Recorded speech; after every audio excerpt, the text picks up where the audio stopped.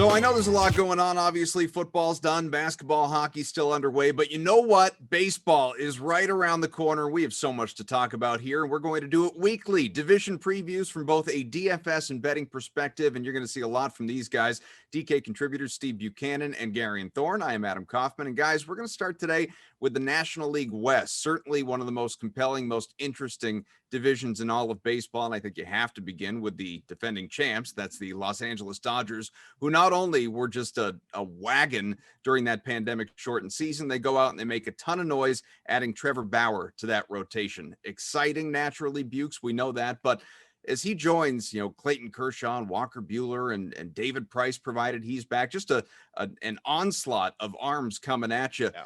Who really stands out in that rotation for you? Honestly, I would love to say David Price, but opting out last year, we don't really know what we're going to get out of him in this upcoming season. So I'm just going to stick with Walker Buehler. I mean, look, he struggled out of the gate last year in that odd season that we had. But if there's one thing that you can point to that's encouraging, he's continuing to miss bats, and that number keeps continuing to go up. Last season, he had a 12.3 swing and miss rate, and like I mentioned, that number goes up each and every season he pitches. When he first started out at 10.2%. So if he's going to continue to miss bats, his command is excellent. Obviously, that was a struggle for him for a little bit last year, but if he can continue down that path, he's going to be a real problem for opposing teams every 5 days when they have to play him. So Walker Buehler is my guy for this one. But of course, Garion, as we know, it's not just about real life performance, it's best fantasy performers. So of this group of guys that we mentioned, is it Buehler for you or somebody else? It is Buehler, though I will back up Steve and say I think Price has the potential to be the best fantasy value in redraft formats. I mean, right now in NFBC drafts, he's going around pick 175, pick 200. He has the potential, especially with just the amount of wins he could possibly rack up on a team that dominant. So something to keep an eye on, obviously. But if you're just going with best pitcher of the bunch, I think it has to be Buehler over someone like Trevor Bauer, who a lot of the projection systems don't love. I don't know if I'm as far down on Bauer as maybe some of the underlying sabermetrics are. But if you go by Steamer, if you go by the bat, whatever projection system you want to use, they all like Buehler more. And it's for a lot of the reasons Steve talked about. It's the swing and miss potential. It's the fact that his expected WOBA has been lower than Bauer's. If you go back to the 2019 season, really the only way you can get Bauer ahead of Buehler, in my mind, is if you start looking at durability. And, that 2020 season is really going to mess with a lot of these, like, he's thrown 175 innings since stats, but Bauer's basically thrown the equivalent of 175 innings, wink 2020 season for 6 straight years. So you kind of just know what you're getting from Bauer. You're getting 30 starts. Buehler had some weird injury stuff last season. He's still pretty young. We know Dave Roberts has a weird thing with limiting the young guys in their innings. So that's maybe the one area where I give the edge to Bauer, but otherwise it's Buehler. So from 60 games to 162, the regular baseball season, you do have the Dodgers even still, obviously the favorites in the DK Sportsbook at plus 350 to repeat as champions. Garion, staying with you, do you see any value in that? I mean, it's hard to ever say you see value in taking the favorite. Do I think they probably win the World Series? Sure. They have the best team. I mean, PECOTA just put out their projection system for the 2021 season. And not only are the Dodgers the only team projected to have more than 100 wins, they have 6 more wins than anyone else.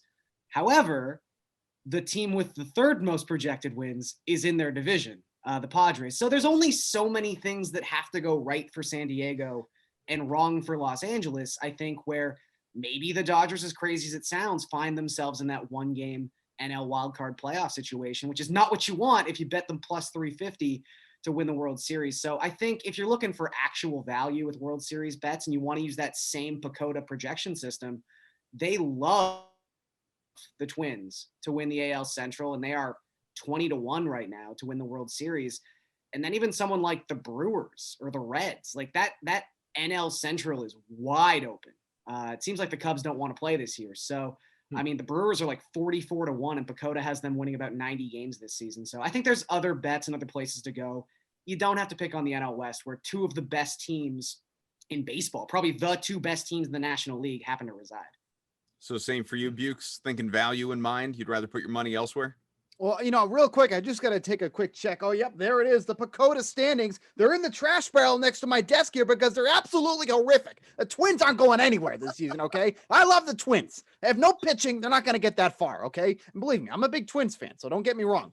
But kind of going off what Garion was saying, like, you want to get value here. Like, look at some of the teams that are way down the board, okay? Like Garion's team here, the Blue Jays, 28-1. That whole cast of misfits that they have in the rotation, if they can actually start to align, that lineup is going to do a lot of damage. 28-1, that's value right there. Talk about the Nationals, another team that has some value here. Obviously, their pitching is immense, but can that lineup actually hit? 33-1, that's some value right there. I think about the Yankees last year, how they were the big favorites in the American League. As we were entering the month of, mid-September, we didn't even know if they were going to win the division. You're just not going to get the best bang for your buck there with the Dodgers. Will they go far? Absolutely. But is that really going to, cash in the money for you? Not necessarily.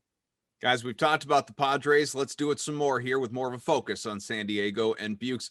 Obviously the Padres have gone out. They've upgraded their rotation. Blake Snell, Yu Darvish, Joe Musgrove. But the conversation, it feels like it starts and ends with this team, with the offense, because of just what a force of nature Fernando Tatis Jr. was out there last year. And don't get me wrong, Manny Machado was great as well. But Tatis is rapidly ascended to one of the faces of Major League Baseball. But in terms of fantasy performance, where does he rank for you going into this season? I mean, I think he's in the top three. Like, how can you not put him in the top three there? Defensively, offensively, like, he is the whole package. And we haven't even seen him play a full season of games yet. He's played 143 games, 39 home runs, 98 RBIs, 27 stolen bases. Like, he is the total package. Now, again, you can also say that is a very short sample that we have on Fernando Tatis Jr., but we have a short sample on everybody from last year. So you really can't use that argument. But from what we've seen, this is somebody who flew through the minors, has done it at every level in the minors, and now it's coming over to the major leagues as well. If he can tone down some of the strikeouts that he has and the swings and misses that he has, like, he legitimately could be the top player in Major League Baseball. His wins above replacement 2.9 was the first amongst all shortstops, third in the league last year in that small sample. But truly, from what we've seen so far through the minors, in the major leagues, he's the player. Top three for you as well, Garion? I mean, I think if we're talking fantasy baseball, he's the number one pick. I think the two guys who you kind of have to debate are Tatis and Acuna. And right now they're going 1-2, Acuna being the number one pick in NFBC formats. It's early, obviously. We're still a ways away here from this being like concrete ADP data. But I think all the negatives you can possibly come up with for Tatis are still just as prevalent with Acuna. So I'm thinking he's my number one guy. I mean, we talk about these projection systems. Steamer only has two players in 2021 projected to score 100 runs, drive in 100, and steal 20 bases. And it's those two guys. But when you're talking about real 5 category players, 2020, weird season, understandably. Maybe you don't want to take all the stats we have from that year, with complete confidence, just blind faith. But Acuna had some real batting average issues. His expected batting average was just 254, where Tatis's was up at 298. That is a massive difference between those two numbers. And a big reason for that is, even with the strikeouts that Tatis brings to the table, he led all of baseball in barrels per plate appearance. When he puts the bat on the ball, he squares it up almost every time. So I really think he's the first player off the board for me this year. Knowing all the potential for this team too, Gary, and do you have a favorite futures bet for San Diego in the DK Sportsbook? Yeah, I think Bukes and I are probably going to line up on this one. I think right now Tatis for NL MVP plus 850. Look, I just said he's probably going to have the best statistical season of anyone in baseball. Steve mentioned that he's a great defensive shortstop as well. You put those two things together on a winning team, that probably is going to lead to MVP more often than not. But if you want longer odds, he's 25-1 to lead baseball in hits. And as I mentioned, strikeouts are an issue. That's obviously a bit of a wary thing you have to go when you're projecting this forward. But Steamer has him finishing 9th this year in hits anyway. And it's with a pretty, I wouldn't say a low estimate of plate appearances. We're talking about 677 plate appearances. But he's someone who's batting atop an order that should just be turning over constantly. Like, he could be averaging 4.7, 4.8 plate appearances per game. Might get up to like 730, 740 plate appearances if he stays healthy. that's just going to be volume across the board. So I think 25-1 to lead the league in hits is a pretty good one if you want slightly longer odds.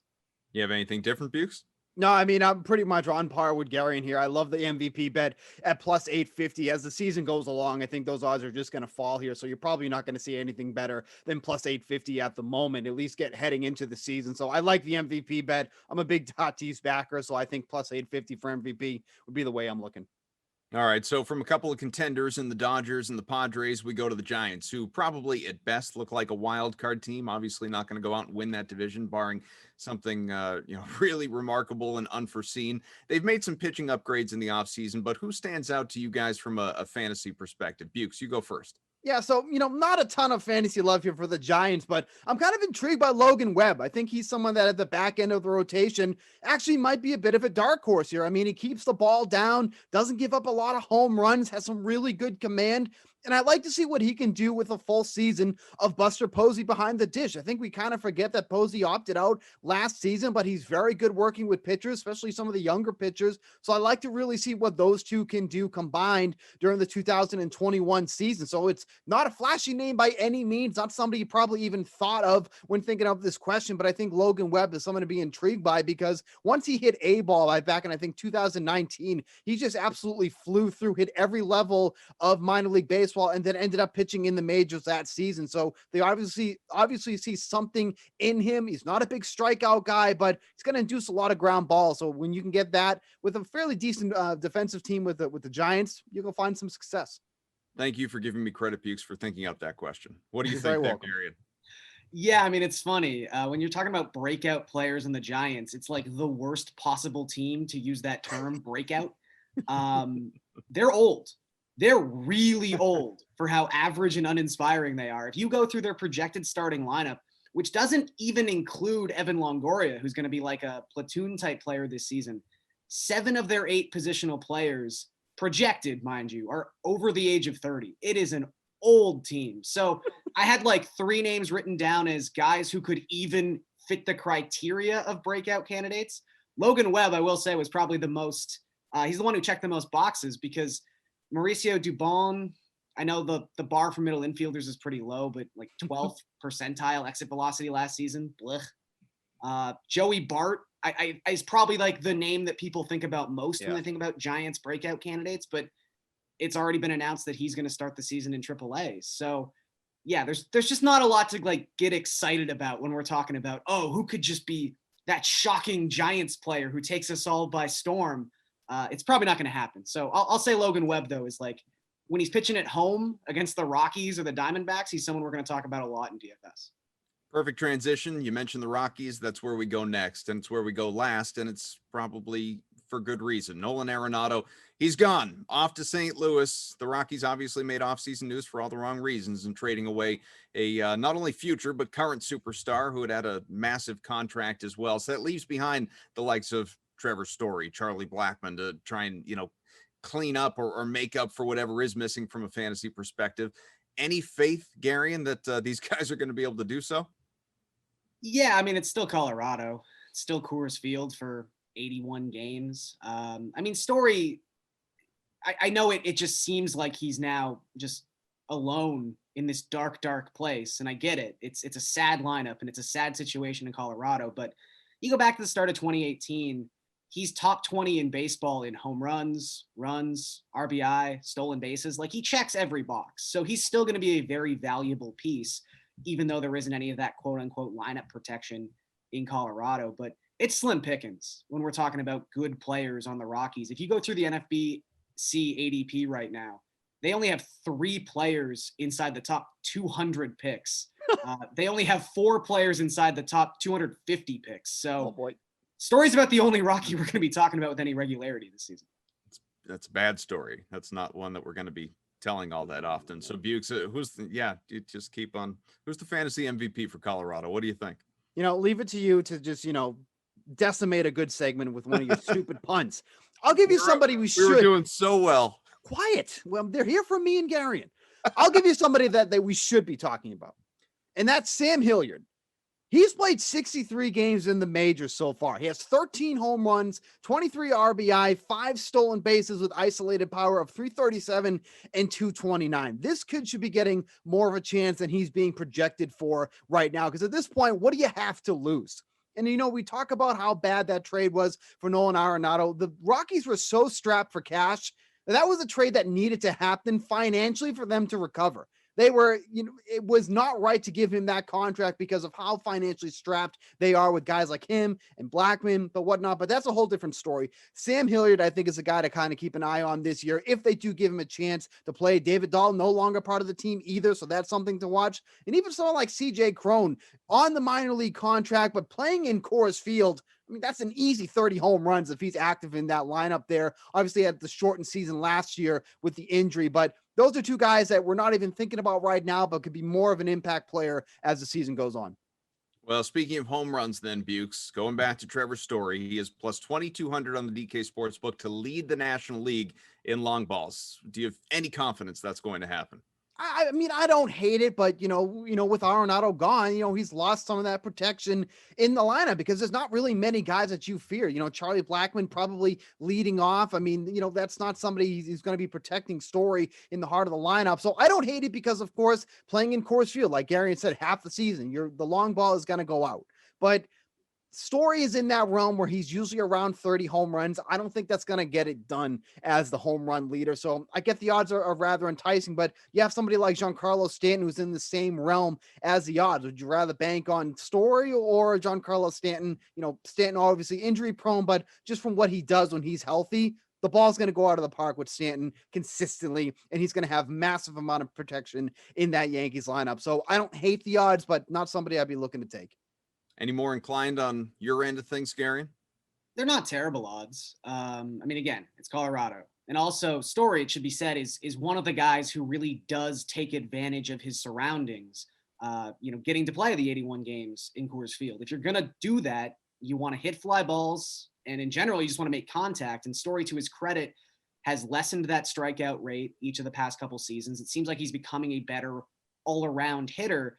He was also one of 4 qualified players last season to have a ground ball rate below 30%. He hits fly balls when he puts the ball in play, and that's exactly how you want to attack Coors Field. But, it's only 81 games. He was pretty pedestrian against right-handed pitching last season, which, again, short slate, but that's pretty daunting when you're already dividing up his season as we do with Rockies players. And then he's also got to have 38 games this season against the Padres and the Dodgers. So that's 38 bad matchups. I'll tell you that right now.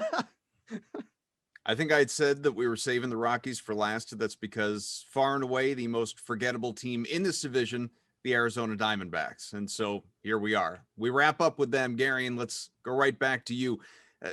It's not even really worth exploring any of the DK Sportsbook side of things with Arizona, but how about for just fantasy wise, is there any potential standout on this club? Yeah. Cole Calhoun's a fun name. I think he's someone who you go last season and he was decimated by some bad luck. His expected batting average was like 40 points lower, or 40 points higher, than his actual batting average, which kind of tanked his fantasy season. But he's kind of selling out for power the last 2 years. I think he's got 49 home runs in that span of time. Last season was 87th percentile in expected slugging and expected WOBA. Probably going to hit either leadoff or cleanup for this sad Arizona lineup. So with where he's going in drafts right now, I think he's a perfectly viable third outfielder. I just think the value matches up with the player here. This is clearly not the same conversation as the Padres or Dodgers. That goes without saying. How about you, Bukes? Any other fun names? I was actually shocked that Garion wasn't on the same boat as me, but I'm going with Zach Gallen. I mean, his K percentage over the last 2 seasons of at least 28%. And then what we saw last year, only 12 starts. Let's not get all excited just yet, but he really tightened up his command, had a walk percentage of just 8.6%. So he's not going to be somebody that's going to be in the win column often because I don't think the Diamondbacks are going to be winning often. There's a bet for you under whatever their win total is. There's one that you can consider. That's probably the only one. But Gallen is going to keep them in the game. He's going to give them a solid 5 to 6 innings. And from a fantasy perspective, That's all you can ask for somebody like Gallen. But I think he's going to rack up some strikeouts in this, and he's not going to walk a lot of guys. So on a team that's very uninteresting and very unexciting, at least Gallen's going to bring something every 5 days. Okay, so that's a look at the NL West, the first division of the many that we will be looking at over the next month and a half, leading you into the start of the Major League Baseball season. Join us again next week. We will continue to explore. In the meantime, Bukes, love your shirt, buddy. Thanks for being with us, Garion and Steve. We will talk to you again soon.